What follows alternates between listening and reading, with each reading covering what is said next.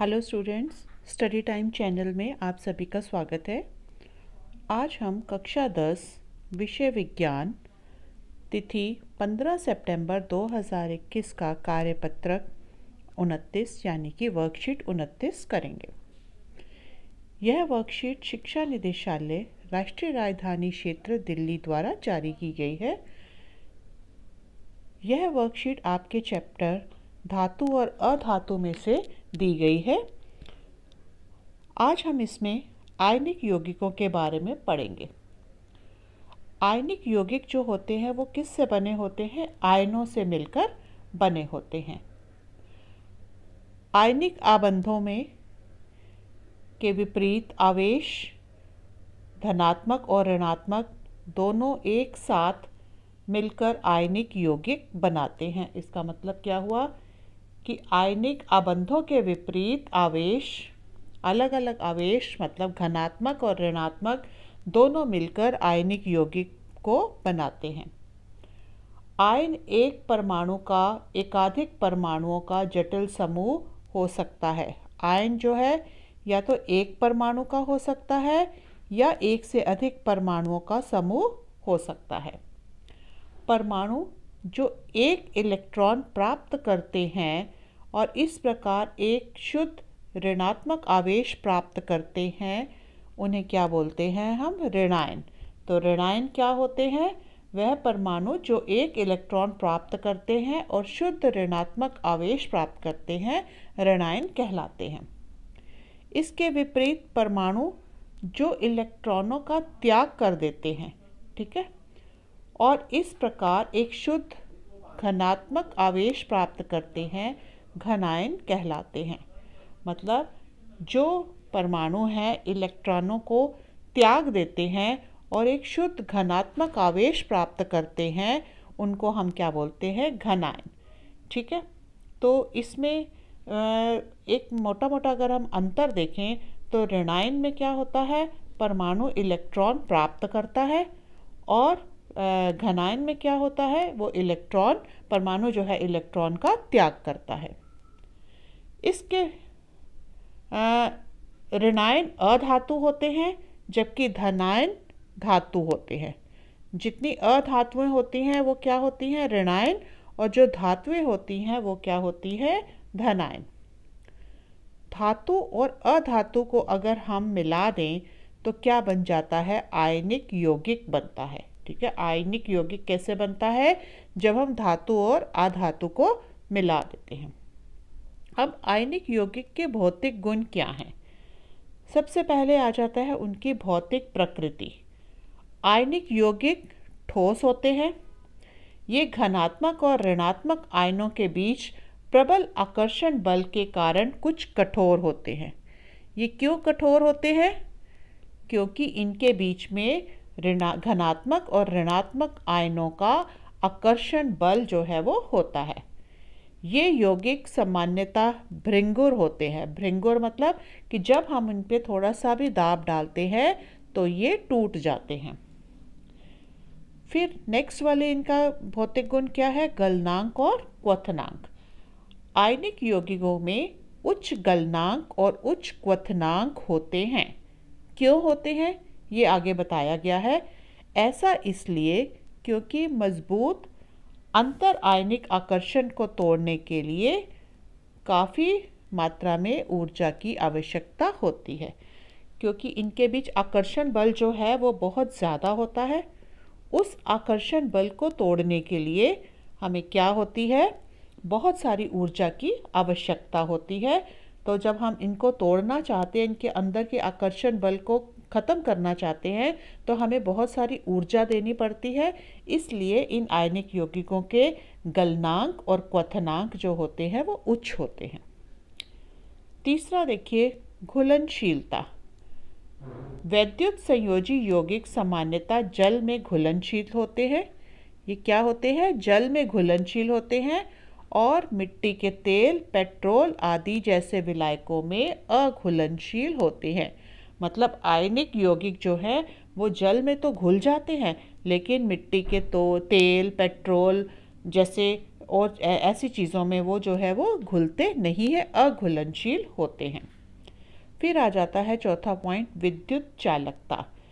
किसी विलयन से विद्युत के प्रवाह में आवेशित कणों की गतिशीलता की आवश्यकता होती है। ठीक है, किसी विलयन में विद्युत प्रवाह कब होता है? जब उसके कण जो है वो गतिशील होंगे तो। ठीक है, तो अब हम आगे देखेंगे, आयनिक यौगिकों में जलीय विलयन में आयन उपस्थित होते हैं। जब विलयन में विद्युत धारा प्रवाहित की जाती है तो ये आयन विपरीत इलेक्ट्रोड की ओर गमन करते हैं। इसको फिर एक बार ध्यान से सुनिए। आयनिक यौगों के जलीय विलयन में, जो आयनिक यौगिक हैं उनका जो जलीय विलयन होता है उसमें आयन प्रेजेंट होते हैं। ठीक है, और जब विलयन में विद्युत धारा प्रवाहित करते हैं तो ये आयन क्या होते हैं? विपरीत इलेक्ट्रोड पर चले जाते हैं। नेक्स्ट पॉइंट देखिए, आयनिक यौगिक ठोस अवस्था में विद्युत चालन नहीं करते।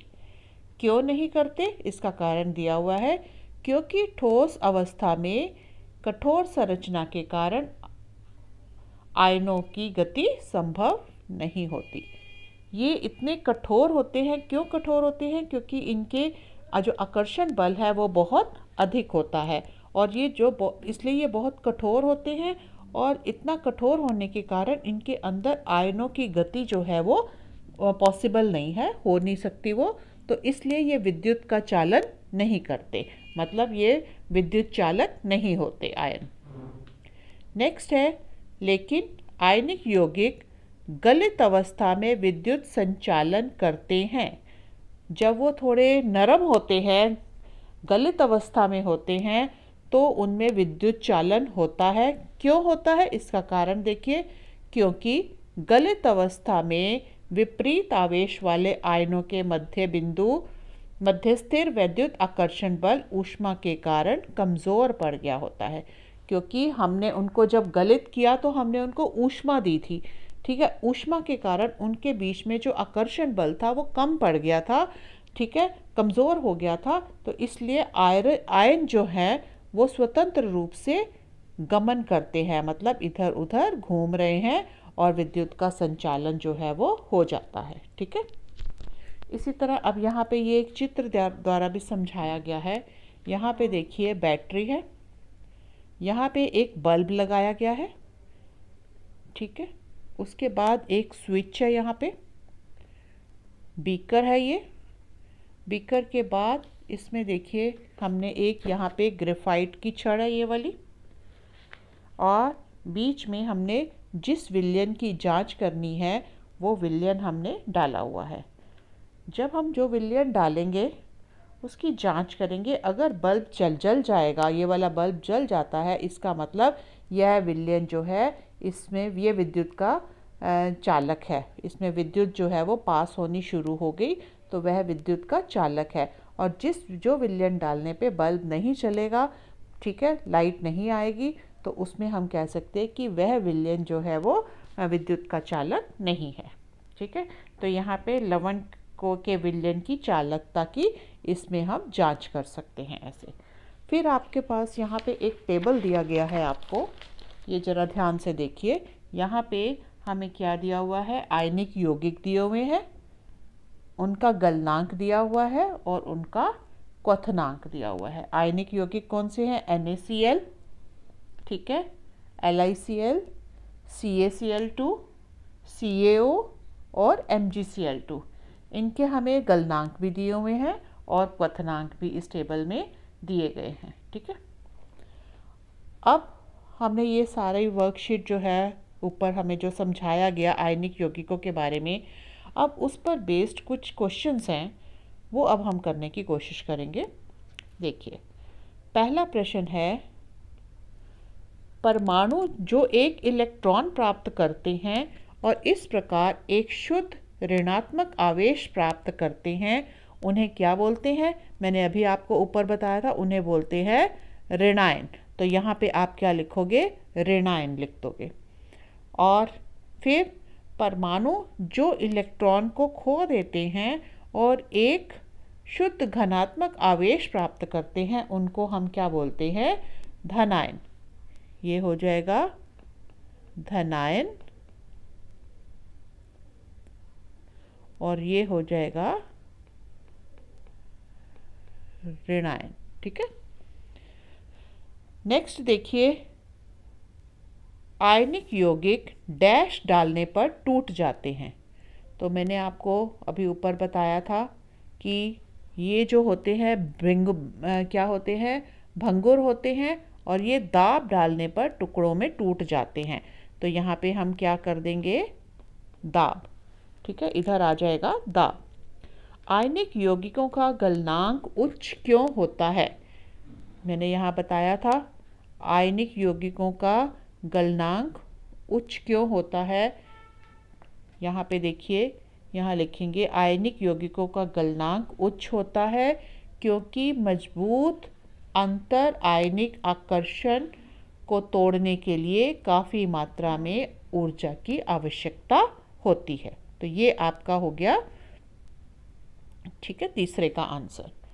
चौथा प्रश्न देखिए, ठोस अवस्था में आयनिक यौगिक विद्युत का संचालन नहीं करते लेकिन गलित अवस्था में ऐसा करने में सक्षम होते हैं। ये पे भी मैंने आपको समझाया था कि ठोस अवस्था में वो नहीं कर पाते। क्यों?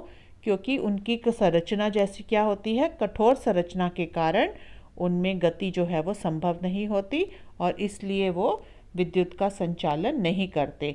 लेकिन गलित अवस्था में क्या है? यहाँ पे गलित अवस्था में विद्युत संचालन करते हैं क्योंकि गलित अवस्था में विपरीत आवेश वाले आयनों के मध्य स्थिर वैद्युत आकर्षण बल ऊष्मा के कारण कमज़ोर पड़ जाता है और ये आयन स्वतंत्र रूप से गमन करते हैं और विद्युत का संचालन करते हैं। इसी के साथ ही हमारी ये वर्कशीट जो है समाप्त होती है। बेटा, अगर ये मेरा चैनल आपको अच्छा लगा तो आप इसको सब्सक्राइब ज़रूर करिए ताकि जो आने वाली वीडियोस जो हैं उनकी नोटिफिकेशन आपको सबसे पहले आपके मोबाइल पे मिल जाए। और अगर आपको ये लेसन अच्छा लगा है तो इसे लाइक और ज़रूर करिए और साथ में कमेंट्स भी डालिए ताकि हम इसको और बेहतर बना सकें। थैंक यू बेटा।